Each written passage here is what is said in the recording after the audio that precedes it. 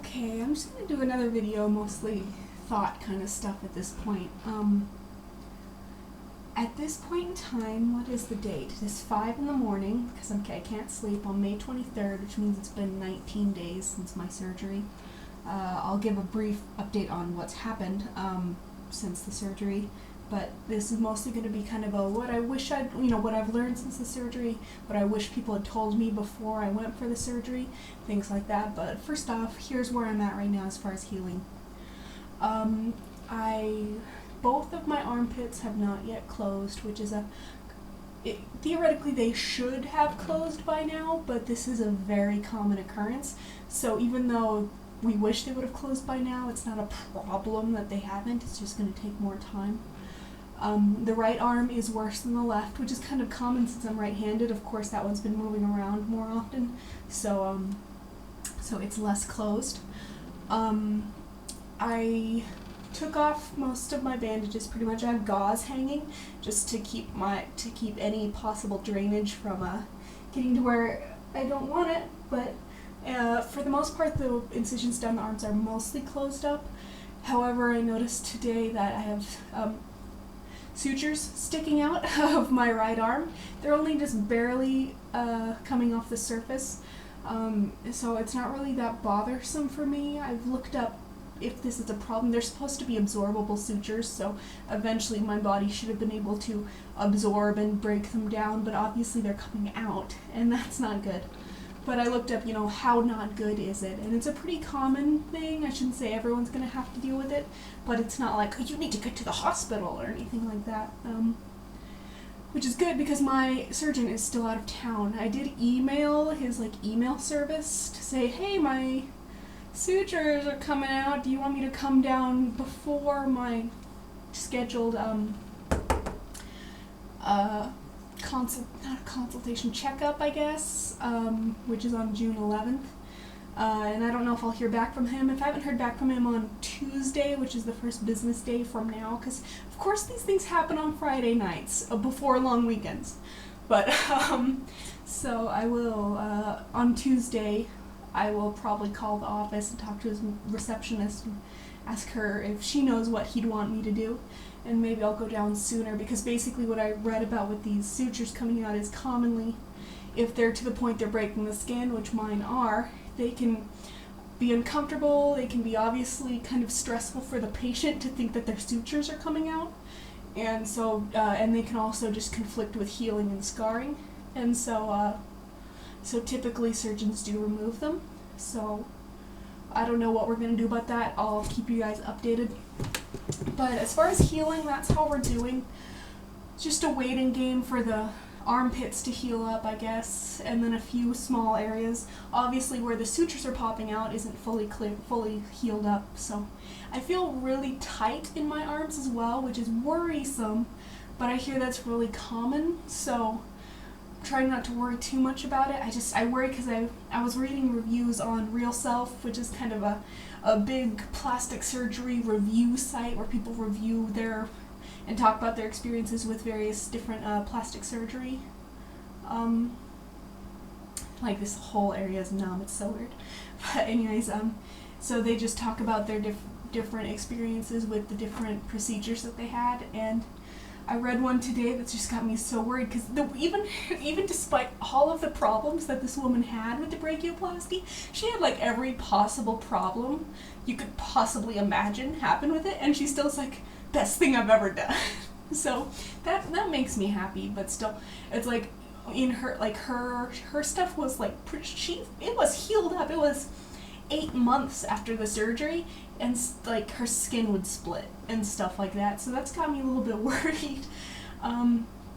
So that's why I'm really kind of worried about how tight my skin feels, but I'm hoping that it's just the normal tightness that you feel, and then maybe a little bit of swelling is still happening, and once that's gone, because obviously, I'm not looking to get super buff or anything, but I do want to go back to lifting weights and having a little bit of muscle in my arms, and if my skin's already tight, lifting to build muscle might not be a good idea, so we'll see what happens there. But anyways, that's where I am right now. I'm suspecting that everything will be pretty healed up by the time I see the surgeon on June 11th.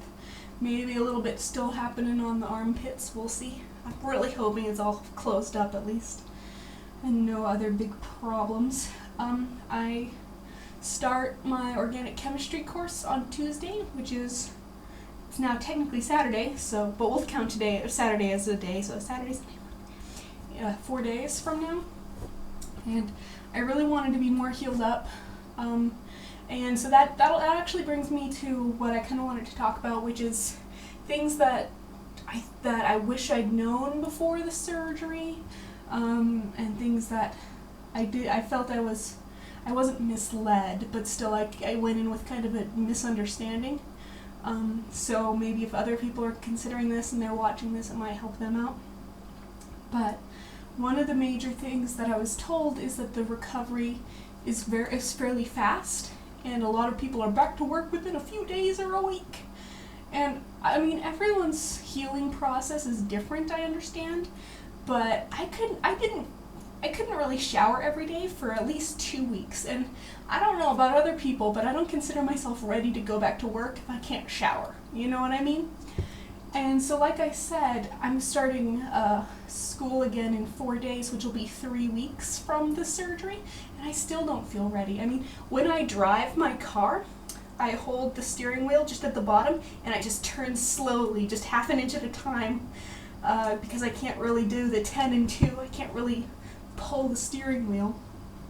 So when they say that your recovery time will be short and you'll be back to work and doing your exercise and stuff in no time, take that with a grain of salt, because I mean, maybe if your job is laying in bed reading books, which is pretty much what I've been doing, or if your job's watching Netflix, then sure, you'll be back to work in no time. But I really don't think that it's reasonable to tell people they can go back to work in 3 to 5 days. It's just, even if you're not bleeding all over the place, you still don't really feel up to it. So, and like I said, I'm not going to be able to wear deodorant when I go back to class because my armpits aren't closed up yet. So I'm going to sit in the back and hope no one sits near me. So I mean, I'll be 3 weeks out and I still don't feel ready to return to life. Especially not life of organic chemistry for hours every day. Let's see here, some other stuff that I did not know. Oh yeah, so no one told me about this. You can't really tell super well, but all of this down here, right here, this is actually swelling from the liposuction. I don't actually have this fat of forearms. And of course I expected that after the surgery, and I was told it would go down eventually, which is true, it will. But I did not know that liposuction swelling takes about 6 months to go down. I will look like Popeye until Thanksgiving. And I don't mind so much because, you know, it's kind of funny. Had I been told that before I got the procedure, I might have just been like, I don't want to deal with 6 months of swelling. No, I'm not going to do it. And now I'm like, well, I'm glad I didn't know beforehand, because then I went through it. I'll get it over with. Swelling will be over with it before the year's out. So I'm not saying that that's a terrible thing, but it's something that I wasn't aware of, that it would have been nice to know before I looked it up myself when my arms weren't getting smaller. Because it's kind of funny. I'm like, yeah, I'm going to be able to wear all these things that the sleeves never fit before. Let me go put this. Why is it not fitting over my lower arm now? That used to be the spot that wasn't the problem. So, so that was kind of a strange thing. Let's see here, other things to talk about. If you're going to go in for this procedure, I highly recommend for a few weeks beforehand. You don't have to go to the gym, you don't have to join a gym for this, but work on squats. Do both like standard squats and sumo squats. You can look them up on YouTube if you don't know the difference. But because your reaching ability is significantly diminished, I've found, you know, a lot of things, you don't really realize how much stuff is below your normal reach, and especially as a short person, because you always think of things that are too high for you, but you don't really notice how much stuff is below you, or how clumsy you are and you drop things all the time. until you can't reach down and pick them up very easily. And the fact that, like, if you squat a lot, you'll have much better balance and you'll be able to lift things, be a lot more independent right off the bat if you do squats and work on your balance, because you don't want to be squatting with really bad arms and fall forward, because then you're going to screw up your arms. So yeah, squats, that's the way to go.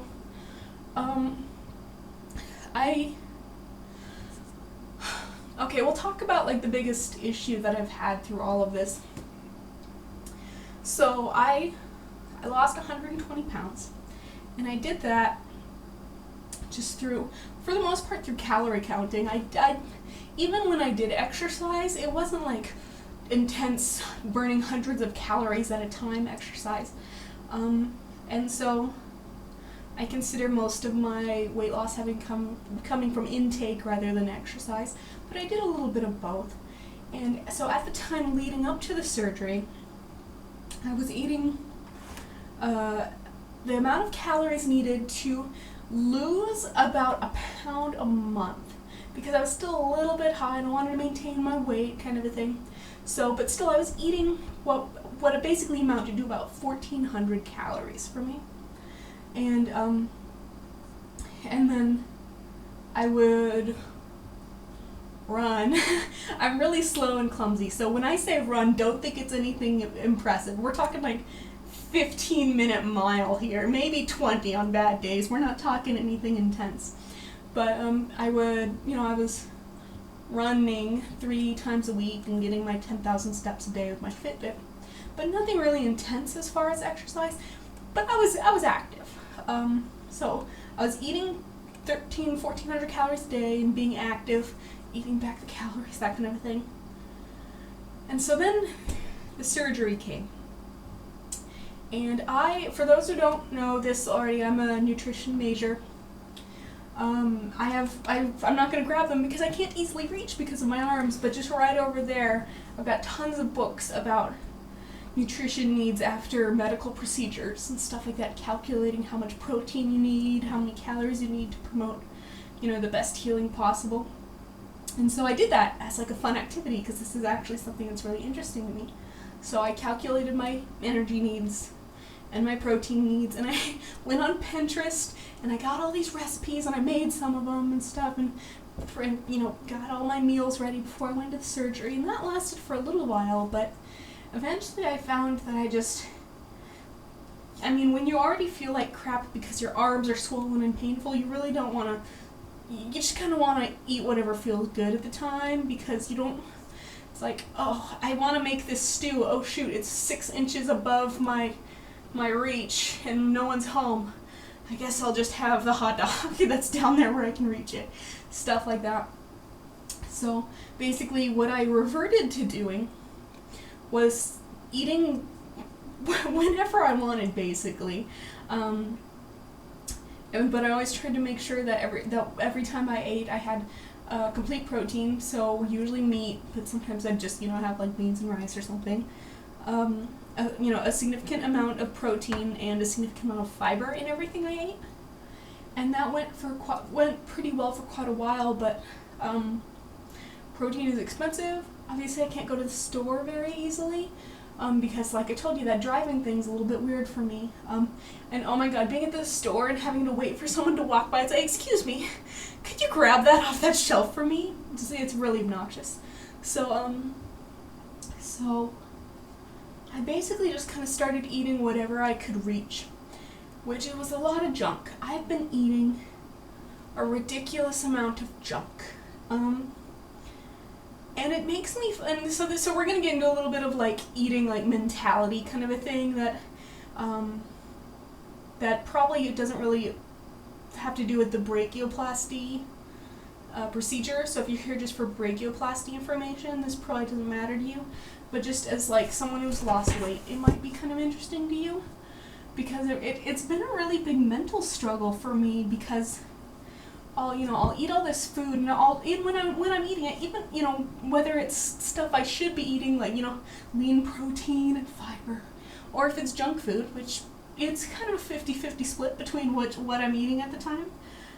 I'll eat all this food and then I'll feel like, oh man, I ate way too much today. Because I did. I really did eat way too much. Even on top of the surplus that I need to eat at for healing, I'm probably eating more than that. I haven't been counting calories, but I'm probably overeating. In fact, I know I'm overeating because here's the deal.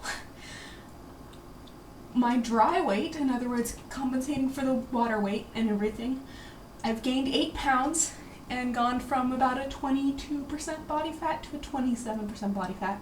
So I've gained a significant amount of fat and lost muscle.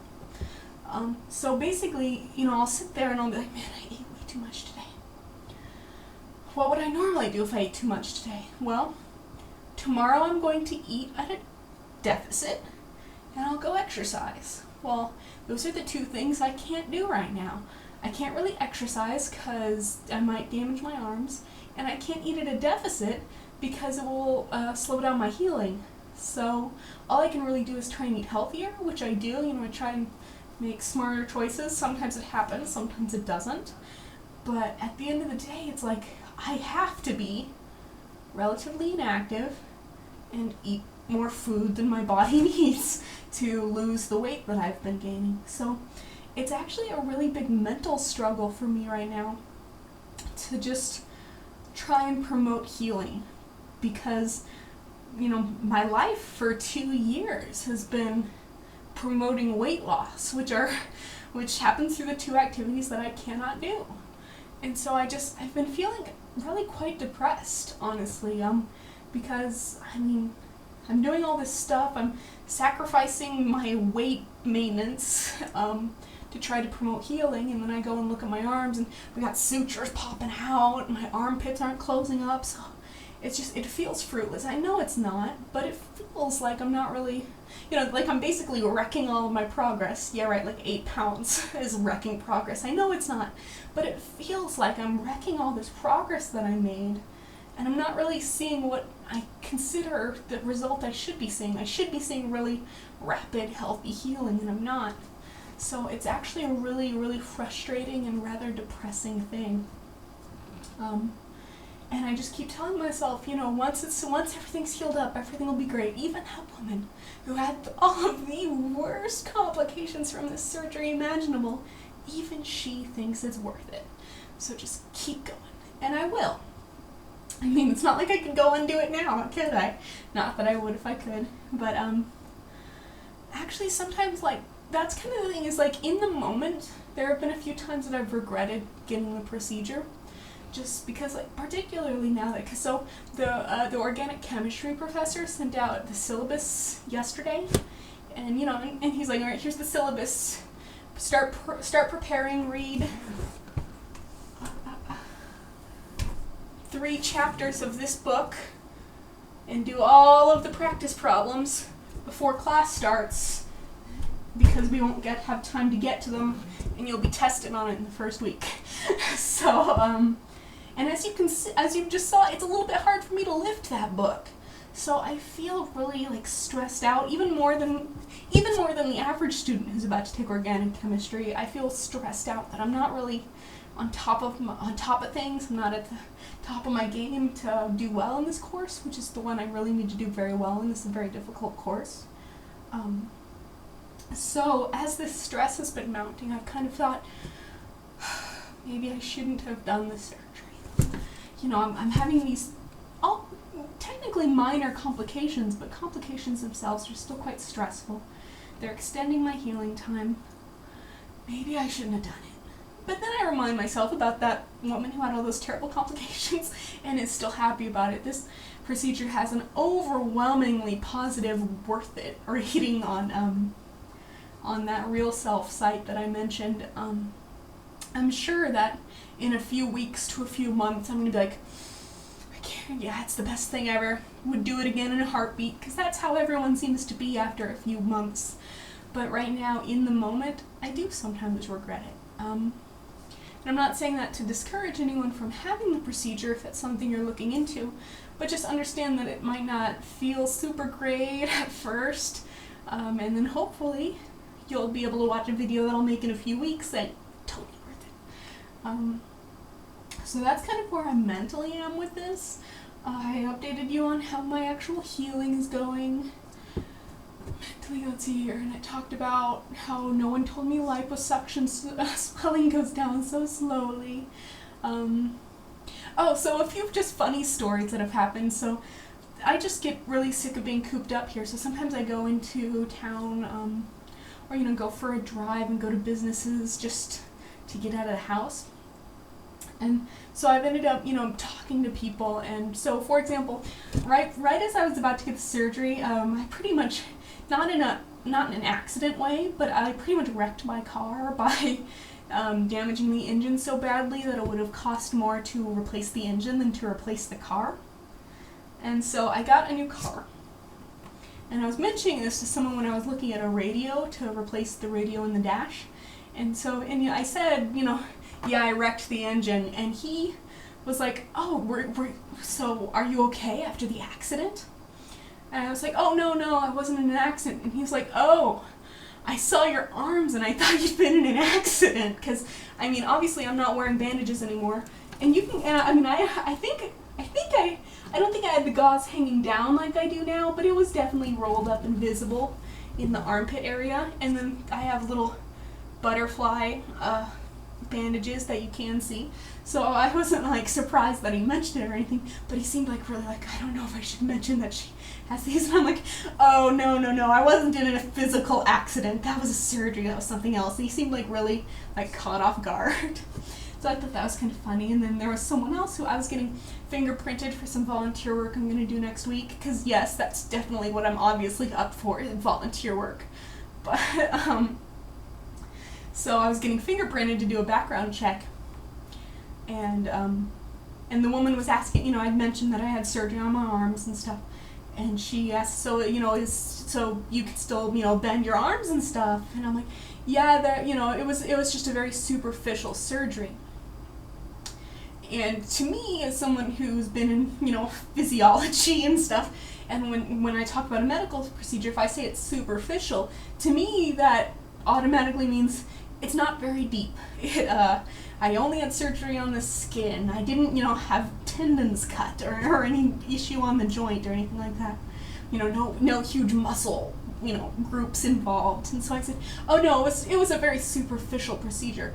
And the woman immediately was like, oh no, you earned it. Don't say that. She thought I was saying it was a very shallow thing for me to do. And I just thought that was kind of funny that, I wasn't saying that it was a shallow thing for me to do.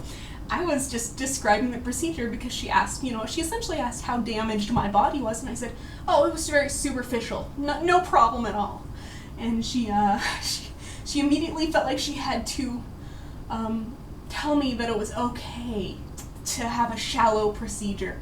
Oh, you earned it with your weight loss and stuff. It was very nice of her. I didn't correct her or anything like that. I was like, yeah, thanks. Just let it slide. But I just thought it was kind of funny.